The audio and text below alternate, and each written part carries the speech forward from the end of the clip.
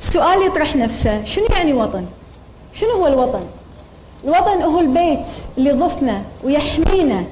الوطن هو اللي يحمينا من الأخطار، هو البيت اللي يحمينا من الأخطار وتغيرات الجو، وهو المكان اللي احنا نستثمر فيه أموالنا وجهودنا، لأن احنا ندري أن هذه الأموال والجهود ما راح تضيع، راح تبقى لنا ولعيالنا وعيال عيالنا. الوطن هو مصدر الأمان لنا كلنا. نعرف لازم اليوم إنه إذا طاح السقف بيطيح على رؤوسنا كلنا سكان هالبيت، ما بيننا أسوار تفصلنا، كلنا مسؤولين عنه. المهم اليوم نقرر إذا كنا نبي الوضع يستمر مثل ما هو، ولا نبي ننتشل ديرتنا من وضعها ونرمم البيت. الوطن يا أخواني وخواتي مو بس علم وأرض وجنسية، الوطن هو وطن قانون وانتماء وإنجاز.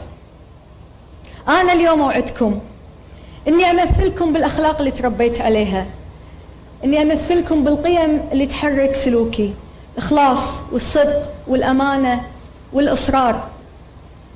أوعدكم اليوم يا أخواني ويا أخواتي إني أكون إيجابية، وإن يكون الحوار مكان في سياساتنا، إني أكون الصوت الوطني اللي يهتم بحل المشكلة بدل لا يهتم بإلقاء اللوم على الآخرين.